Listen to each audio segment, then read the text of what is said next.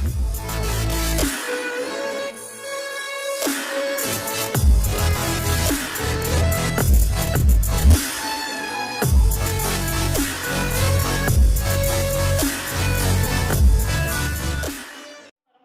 wabarakatuh.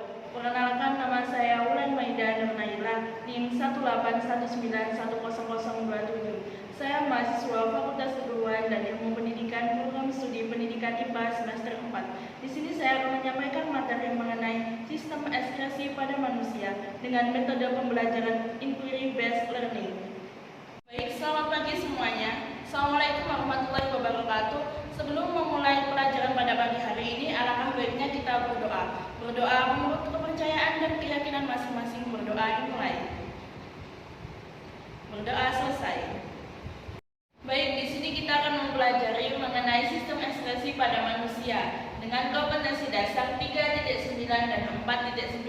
Dan 3.9 adalah menjelaskan struktur dan fungsi sistem ekspresi pada manusia dan juga cara menjaga kesehatan diri. Dan menggunakan kompetensi dasar 4.9 membuat mind mapping atau peta konsep pemikiran tentang struktur dan fungsi sistem ekspresi pada manusia dan juga cara menjaga kesehatan diri.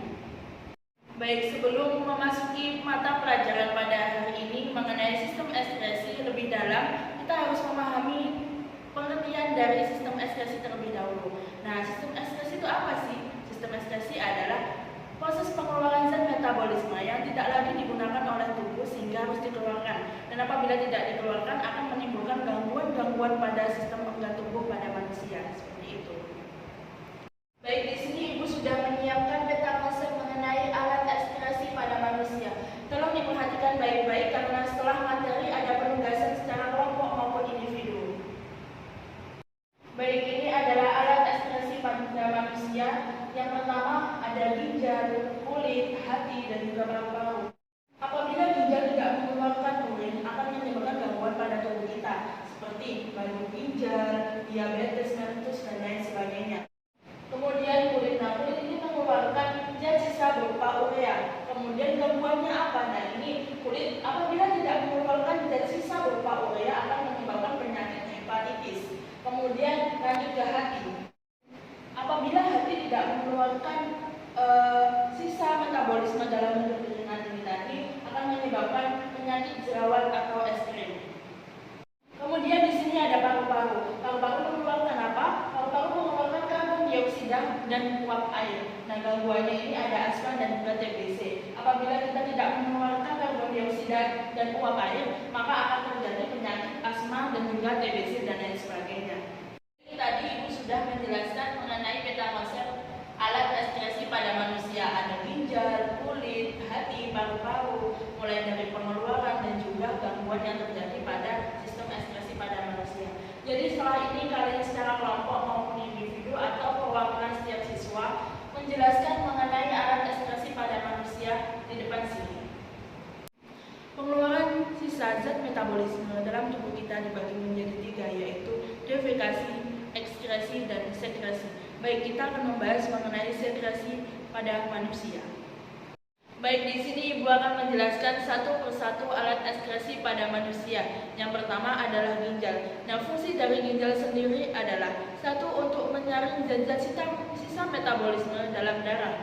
Kemudian yang kedua adalah mengekspresikan gula darah yang membentuk kadar yang normal. Kemudian yang kedua adalah mengekspresikan gula darah yang melebihi kadar normal. Yang ketiga adalah mempertahankan keseimbangan cairan tubuh. Kemudian yang keempat adalah mengatur keseimbangan kadar asam, basa, garam pada tubuh manusia. Kemudian prosesnya dalam sistem ekspresi pada ginjal adalah ada 3, yaitu yang pertama filtrasi, kemudian yang kedua reabsorpsi, dan yang ketiga adalah augmentasi. Yang pertama adalah ada proses filtrasi, yaitu penyaringan yang terjadi pada glomerulus. Nah, jadi proses penyaringan ini adalah nanti darah akan disaring, kemudian zat yang tidak digunakan lagi pada tubuh akan dikeluarkan melalui urin. Kemudian yang kedua adalah reabsorpsi. Nah, reabsorpsi ini adalah penyaringan kembali zat-zat metabolisme yang masih digunakan oleh tubuh yang dikeluarkan secara organ sekunder. Terjadi di tubulus tubulus contractus proximal. Kemudian yang ketiga adalah augmentasi.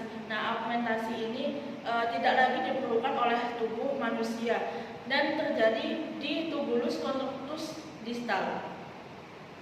Melalui 3 proses itu, setelah itu urin akan masuk ke utera dan dikeluarkan melalui ureter. Kemudian kita memasuki pada pembahasan kulit. Nah, kulit ini adalah bagian terluar pada manusia. Fungsinya apa? Nah, fungsinya adalah sebagai indera peraba pada manusia, kemudian sebagai pengatur tubuh manusia, pengatur suhu tubuh pada manusia, dan sebagai penyimpan lemak, kemudian sebagai pelindung tubuh dari hal-hal yang berbahaya. Di dalam kulit ini terdapat 3 lapisan. Nah, lapisan yang pertama ada lapisan epidermis, kemudian lapisan yang kedua adalah lapisan dermis, kemudian lapisan yang ketiga adalah lapisan hipodermis. Nah, lapisan epidermis ini adalah lapisan kulit terluar, kemudian di bawah epidermis adalah lapisan dermis, kemudian di bawah lapisan dermis adalah lapisan hipodermis. Masuk ke pembahasan mengenai hati. Nah, hati ini jumlahnya 1 dan beratnya 1,5 sampai 2 kg. Jadi organ terbesar pada manusia atau terberat pada manusia adalah hati, dan hati ini warnanya merah tua. Kemudian fungsinya apa? Nah, fungsinya hati adalah untuk menawarkan racun. Kemudian yang kedua adalah membentuk empedu. Kemudian yang ketiga adalah menyimpan gula dalam bentuk glikosa.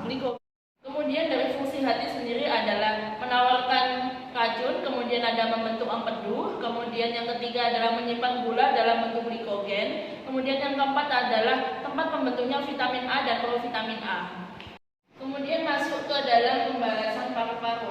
Nah, paru-paru ini terdapat pada tubuh manusia sebelah kanan dan sebelah kiri yang dilindungi oleh tulang rusuk. Kemudian di dalam paru-paru terdapat alveolus yang digunakan untuk pertukaran oksigen dan karbon dioksida. Kemudian di dalam paru-paru ada 3 bagian, yaitu yang bagian pertama adalah bronkus, yang kedua adalah alveolus, kemudian yang ketiga ada diafragma. Baik, itu tadi pembahasan mengenai alat ekskresi pada manusia. Sekarang kita fokuskan kepada bagaimana cara kita untuk menjaga kesehatan sistem ekskresi tersebut. Nah, yang pertama adalah membahas mengenai kesehatan pada ginjal.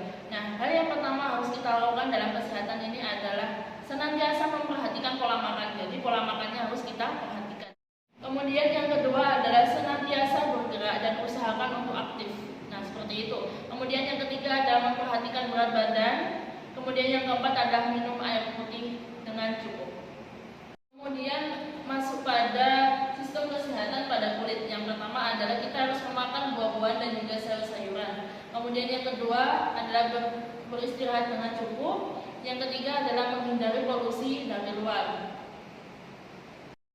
Kemudian masuk kepada alat ekskresi hati. Nah, ini bagaimana cara kita untuk menjaga kesehatan. Nah, yang pertama adalah memakan sayur-sayuran dan juga buah-buahan. Nah, ini sayur-sayuran dan juga buah-buahan memang sangat penting sekali bagi tubuh, kesehatan tubuh pada manusia.